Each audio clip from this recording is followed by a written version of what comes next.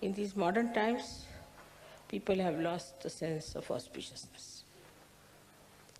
Everything that emits vibrations, Chaitanya, is auspicious, is Shubha. And whatever does not, is not, by any chance, auspicious. So first of all, whatever you worship, whatever you accept, all of them have to be auspicious things. Every shape has a coefficients, and all these shapes which you see not necessarily give vibrations. But in the human beings also, we find there are many people like you who have Chaitanya flowing in them. But this Chaitanya, when it flows, we just take Sri Ganesha for granted. We do not understand that we have to awaken Sri Ganesha within us means what? What we have to do. There is Sri Ganesha already existing in you. And as I said, that innocence cannot be lost. So Sri Ganesha is eternal being, eternal child. He cannot be lost and he cannot be destroyed. So he is all the time there. Maybe some clouds of your ill doings are covering the great personality of innocence. But it is always there present.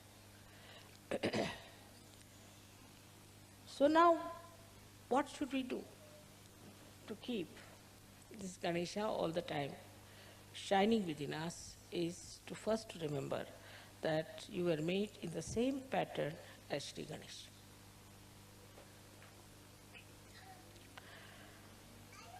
But his Kundalini is on his stomach. His pure desire is on his stomach. It's very significant to understand why it is there that his Kundalini is on his stomach. That means he does not have to conquer the temptations of Muladhara at all.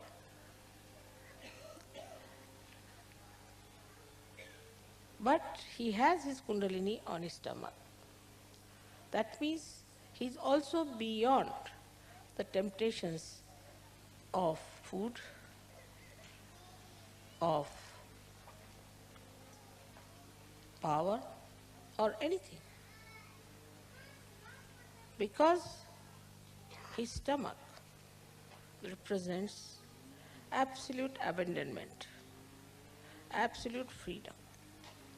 He's not bothered as to how he looks, that these days there's a big fashion that you cannot have a big belly. I mean, this is becoming a big, not only fashion, but a big business.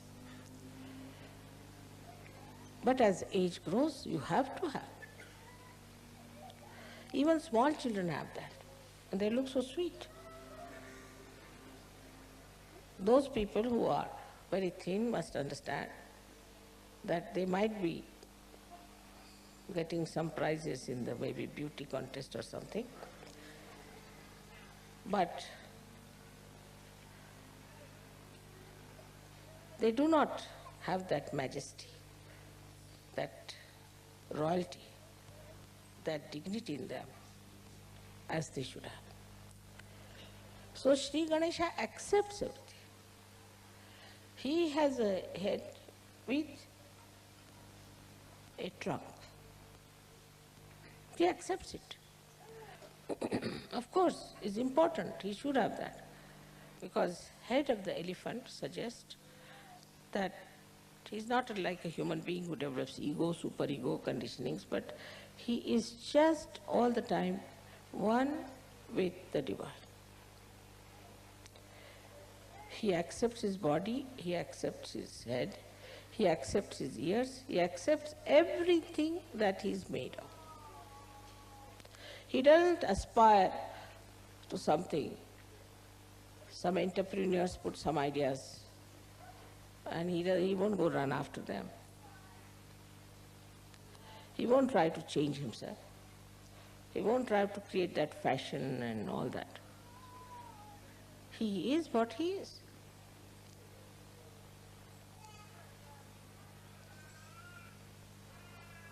Because he is a satisfied soul. The Kundalini on the stomach shows a complete, self-contented, satisfied personality of Sri Ganesha.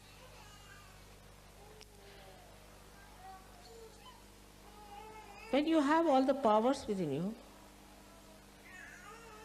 you know you are powerful, then you don't hanker after all these things. And you don't try to make a position or an impression of others. For example, he would never go and read books like how to impress people. Very common. So now as you are created in the same image of Sri Ganesh, you have to understand that you have to accept whatever God has given. Whatever position he has given you. Same with Christ. Christ accepted his father who was just a carpenter. He didn't aspire for something higher or some sort of a special position or a power because he was so powerful. What more power can he have?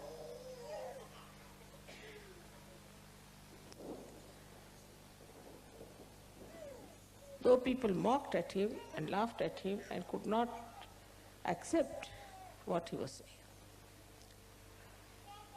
But still, he was self-contented, self-satisfied. He knew what it was. So for a Sahaja-yogi, the first thing is to be self-contented. As I told you, the fundamentals of the Western life is to see and to be seen.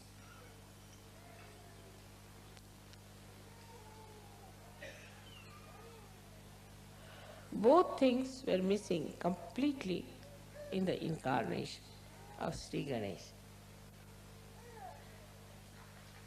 So when I say these things, suddenly people start thinking, let us become hippies.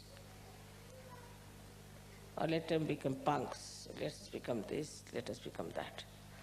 You don't have to become anything, whatever you have, your body, your face, your hair, everything is there, just meant for you.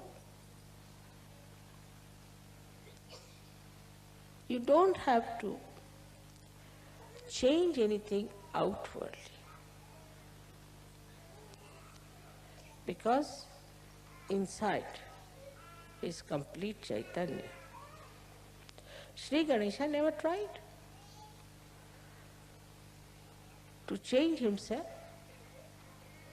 though there were so many clouds on his being, though many people insulted him, tortured him, hanged him, crucified him, still the eternal being didn't bother. So the first and foremost thing for a Sahaja-yogi is to accept. Go on accepting things. But when I say accept, I must say the other side also. That doesn't mean you start accepting booths, all the bad qualities of others. Mother, you said you must accept, so they start accepting all these bad qualities. What's wrong? You have said it already. Whatever I say has another side, always. Like I said, now you have become your own guru. So, why should we listen to anybody else?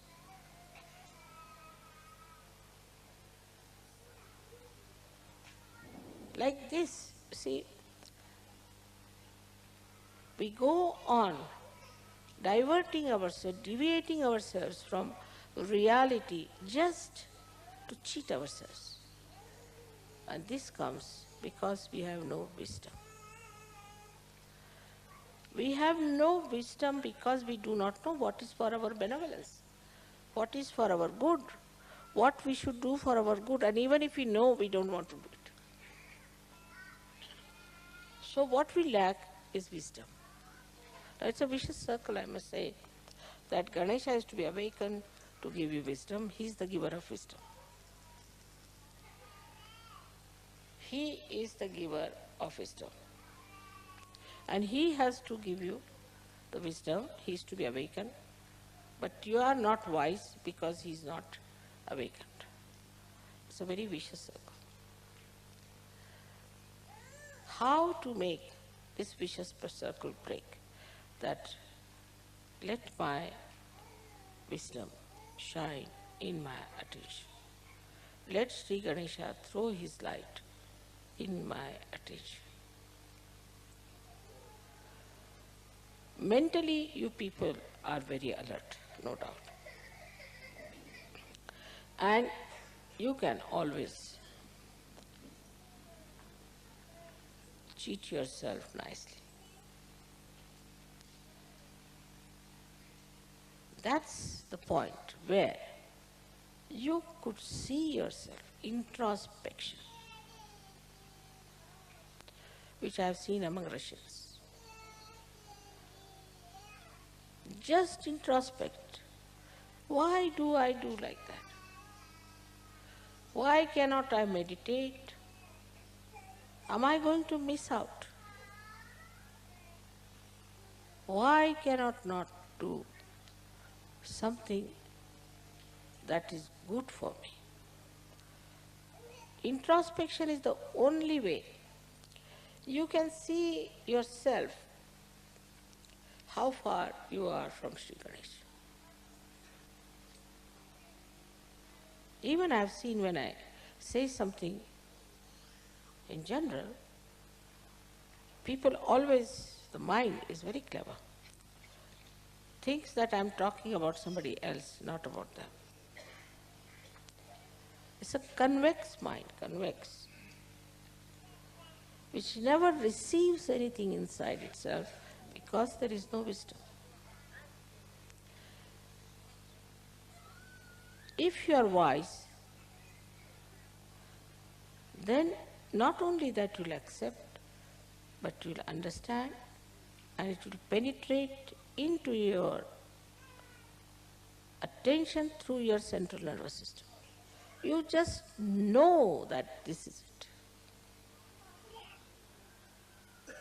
Now, you know that this, if you put your hand towards this candle, your fingers might burn. You know it definitely with experience.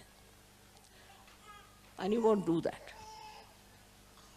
With experience, you have learned not to put your hand onto the candle. And this wisdom is there. I don't have to tell you that. But this is a new life you have started, a spiritual life. When you are going into the spiritual life, try to remember your experiences, one after another, how you got transformed, how you changed, how many the bad things that you had disappeared gradually, and how you have become so nice. This will take away your depression to begin with. Then you should think that, what do I have to do further? Am I really wise or I am stupid? There are lots of stages between absolute stupidity and absolute wisdom. And you see all those shades all over. And combinations and permutations of these I see every day. And I am surprised that after getting your self-realization, when Sri Ganesha is shining in your attention, you should see your reflection clearly and try to correct it. Only this much wisdom if you have, that I have to work out my benevolence, you will do it.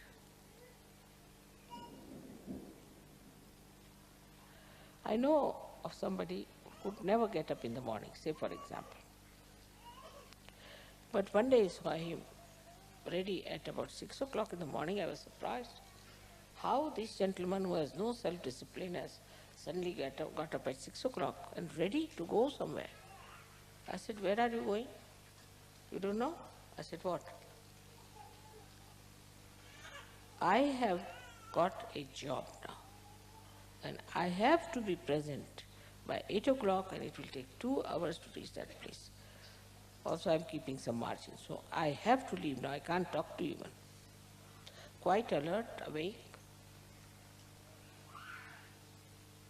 Now, what is the thing is, as far as money is concerned, lot of wisdom is there. Don't have to tell them. That is automatically. Money wisdom is quite a lot. Job wisdom is quite a lot.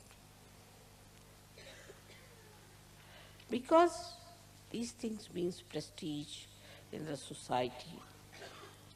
This means security in the society. So this kind of business you find in many people. And in some, even that is missing. They don't even understand that they have to earn their living. But that's the minimum. You cannot be parasite. Then the second stage, as I said, by many stages, is this, that we are not for money, money is for us.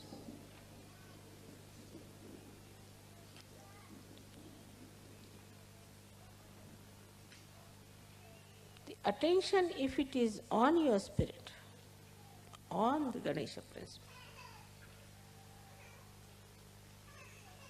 then whole situation will change.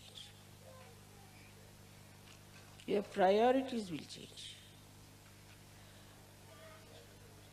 And suddenly, people will say, Mother, what has happened to this gentleman?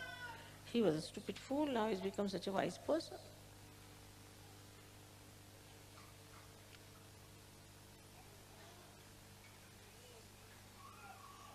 So to awaken Sri Ganesha, you should have minimum wisdom already there.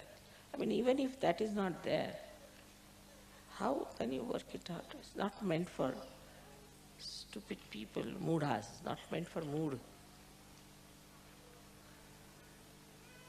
So now what is our benevolence?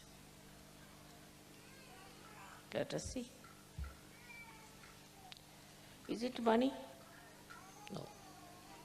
Those who have money don't seem to be very happy people always. Then what is the next? Is jobs, those who have jobs. All right, you should have jobs. I'm not saying you should be jobless. I mean, immediately the another side they'll take. I mean, so quick, you know. That mother is saying we can be jobless, you see, nice. Immediate escapes.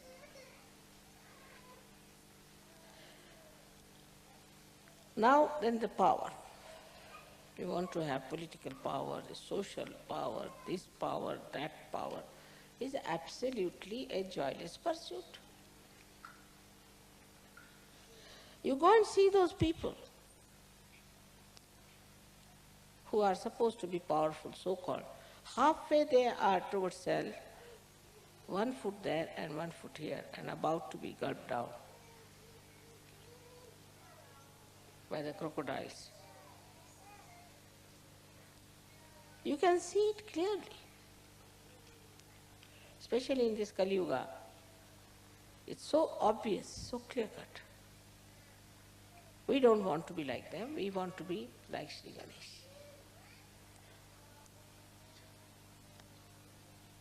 So once you start accepting your circumstances, accepting your body, you're accepting your face, everything, you will see that a lot of time will be saved.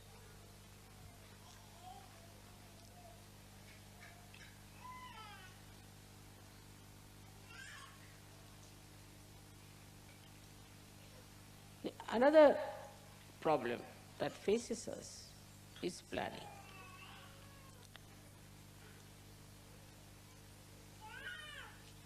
And that is missing in Sri Ganesha completely. He did not do any planning whatsoever. I wish he had done some planning, things would have been much better.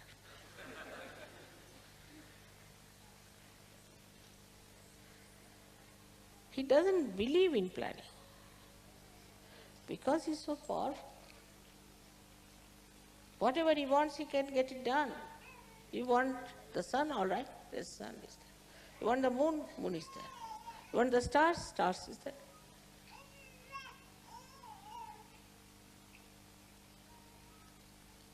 The dust of his feet can create the whole universe. Universe is after universe. For such a person, there is no need to be planning everything, because whatever he wants happens. But why? Why it happens?